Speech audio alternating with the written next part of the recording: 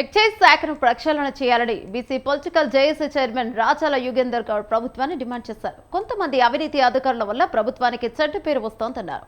Basheerbagh press club లో నిర్వహించిన media సమావేశంలో రాచాల మాట్లాడారు.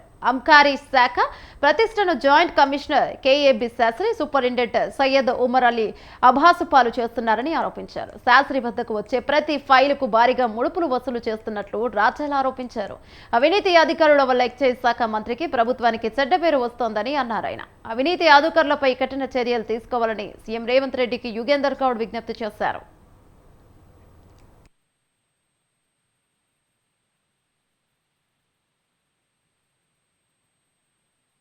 విజ్ఞప్తి చేస్తూ ఉన్నాం.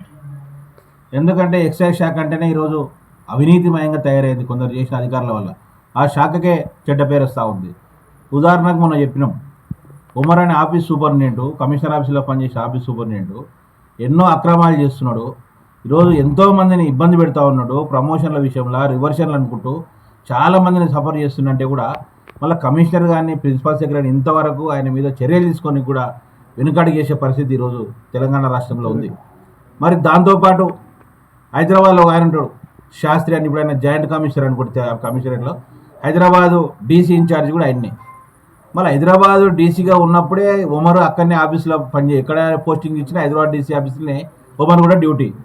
మళ్ళీ డీసీ ఎవరు అప్పుడు శాస్త్రి గారు, ఇప్పుడు ఇన్ఛార్జ్ ఎవరు శాస్త్రి గారు. అంటే ఈ యొక్క తప్పులు జరగడానికి రాష్ట్రంలో అనేక అవకతవకలకు కారణము, అవినీతికి కారణం కూడా ఈరోజు శాస్త్రి ఉమర్ గారే, ఈ యొక్క ద్వయమే అని చెప్పి ప్రధానంగా ఎక్కడికైనా చెప్తాడు. శాస్త్రి ఉమర్